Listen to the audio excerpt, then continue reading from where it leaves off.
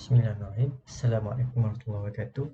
Kami dari kumpulan 11 dan kami akan membintangan di bawah tajuk Sukan Mengeratkan Hubungan Etnik di seluruh Malaysia. Jadi sebelum kita pergi lebih jauh berkenaan sukan dan hubungannya dengan etnik di tanah Melayu kita, suka saya untuk menceritakan dan berkongsi berkenaan sejarah kewujudan sukan di Malaysia, iaitu pada awal abad ataupun pada ketika permulaan wujudnya jenis-jenis sukan di tanah Melayu, kemudian datangnya penjajahan British dan berlaku tambahan sukan yang dibawa oleh mereka.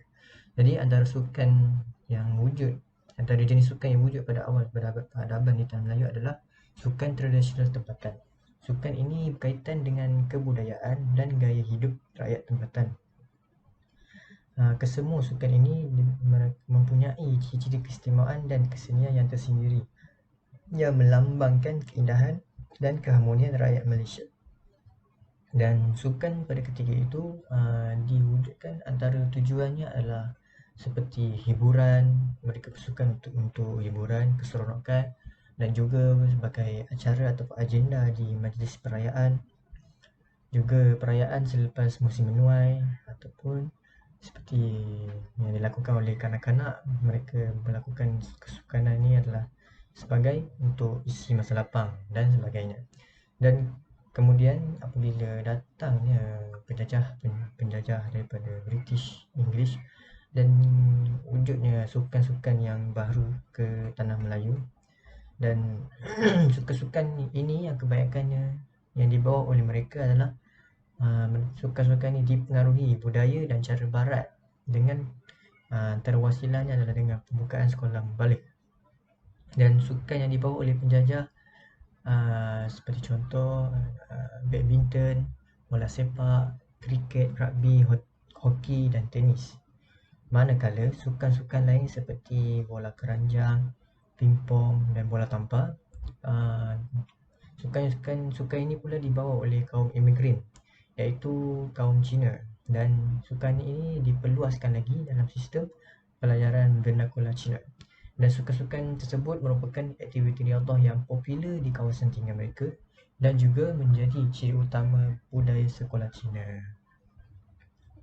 Baik, itu saja daripada saya, insyaAllah. Assalamualaikum warahmatullahi wabarakatuh. Nama saya Muhammad Amin dan saya akan menceritakan tentang sukan dan perpaduan. Biarpun berlainan fahaman politik kita, berbeza agama dan bangsa, namun ketika menyokong pasukan negara yang bertanding, sebagai contoh Harimau Malaya, tembok yang tebal itu boleh dihapuskan. Contohnya apabila pasukan Harimau Malaya bertanding, semua sempadan terhapus dengan sendirinya kerana kita memberi fokus agar kemenangan dapat dicapai. Seterusnya, sukan dapat menyatukan rakyat kerana sukan adalah ejen perpaduan. Aktiviti bersukan dapat mengeratkan hubungan, silaturahim dan pada masa sama menerapkan disiplin dan integriti dalam kalangan peserta. Kegiatan sukan yang melibatkan pelbagai etnik dapat memupuk semangat kesukanan yang kuat dan sekaligus dapat mengeratkan lagi persatuan perpaduan masyarakat dalam menyahut konsep satu Malaysia. Kemudian adalah bila kita bersukan, jadi siapa pun yang akan memikirkan mengenai kaum atau warna kulit. Sebaliknya, mereka hanya memikirkan cara terbaik untuk bermain dalam satu kumpulan. Kita boleh lihat sendiri dalam pasukan Harimau Malaya terdapat orang Cina, India dan juga Melayu bermain satu pasukan untuk memenangi perlawanan tersebut. Sukan akan dapat melahirkan generasi muda yang cergas serta mampu membantu kerajaan merealisasikan negara bersatu padu dan mencapai slogan satu Malaysia. Seterusnya kita akan bergerak kepada subtopik kepelbagaian keterlibatan pelbagai etnik dalam sukan di negara kita. Baik, jadi kalau kita lihat pelbagai jenis sukan di negara kita seperti badminton, bola sepak, hoki, squash dan sebagainya, kita akan perasan yang sukan-sukan tersebut terdiri daripada mereka dari pelbagai latar belakang atau pelbagai kaum bangsa dan etnik.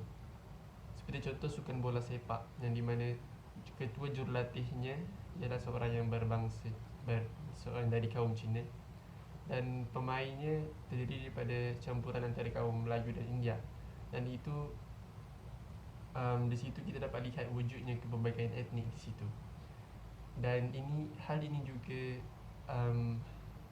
wujud di pelbagai sektor-sektor sukan yang lain seperti badminton, hoki dan squash dan sebagainya. Dan secara amnya, jika kita lihat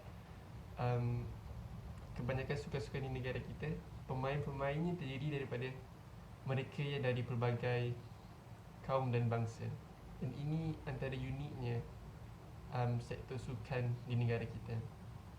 Dan bila dalam satu pasukan pemain-pemain tidak melihat kepada latar belakang atau asal-usul atau kaum bangsa pemain-pemain yang lain, mereka bersatu hati untuk mencapai satu matlamat yang sama, iaitu untuk memenangi perlawanan, memenangi sesuatu perlawanan. Ataupun jika mereka bertanding dalam sebuah pertandingan, matlamat mereka sama dan hanya satu, iaitu untuk memenangi pertandingan tersebut. Mereka bersatu hati, bersatu padu dan meletak tepi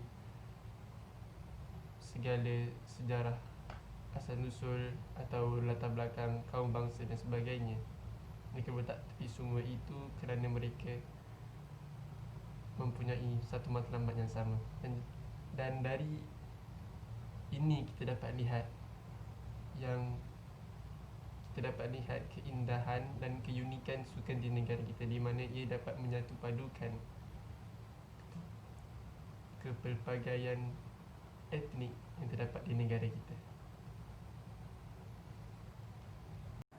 Bismillahirrahmanirrahim. Assalamualaikum warahmatullahi wabarakatuh.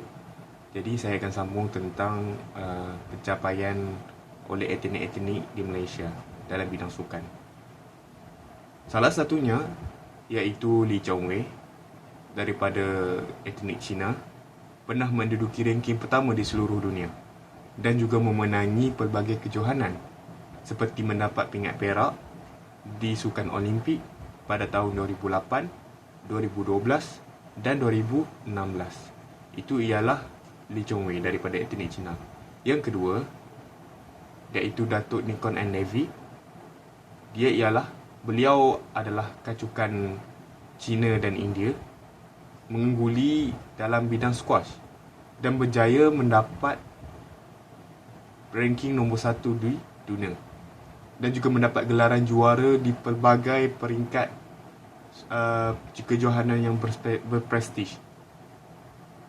Yang ketiga ialah Farah N binti Abdul Hadi, iaitu etnik Melayu.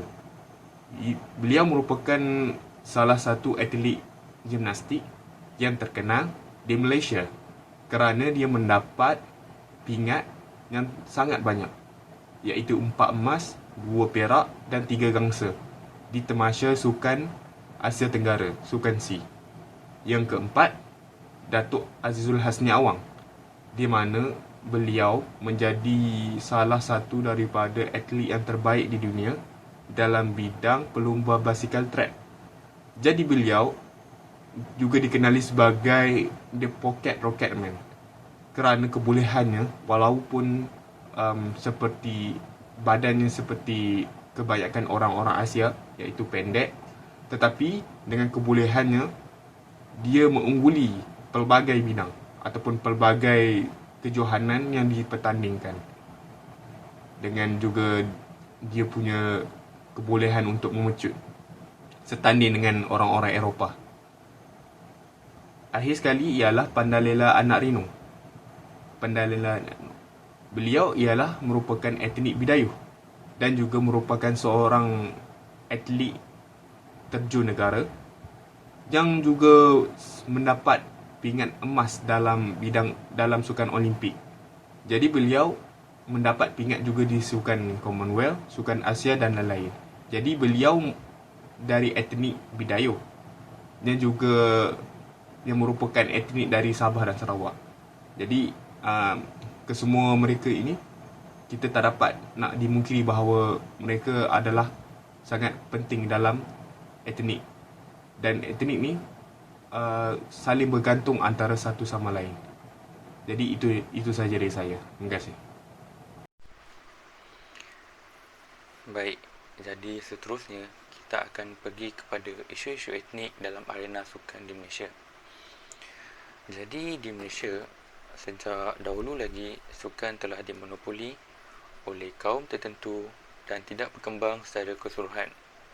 Sebagai contoh, sukan badminton telah dimonopoli oleh bangsa Cina, manakala bola sepak telah dimonopoli oleh bangsa Melayu. Oleh sebab itu, kaum lain tidak berpeluang mengambil bahagian dalam menyertai sesuatu sukan yang menyebabkan terhalangnya kemajuan sukan tersebut ke peringkat yang lebih baik. Seterusnya, pemain berkebolehan dari kaum lain tidak berpeluang mewakili pasukan kerana isu kronisme antara etnik dalam pengurusan pasukan. Perkara ini lazim berlaku dalam sesebuah pasukan di Malaysia. Ini kerana sesetengah pasukan mengutamakan pemain dari golongan etnik yang sama berbanding pemain dari kumpulan etnik yang berbeza. Hal ini menyebabkan perbezaan ketara dari segi mutu permainan antara kaum yang akan menguatkan lagi jurang perbezaan dan sifat perkauman antara etnik di Malaysia. Assalamualaikum warahmatullahi wabarakatuh. Saya akan menceritakan tentang kepentingan perpaduan dalam bersukan. Okey, sukan bukanlah semata-mata aktiviti fizikal yang dilakukan untuk mengisi masa lapang atau sebagai radah kecil untuk mengeluarkan peluh sahaja.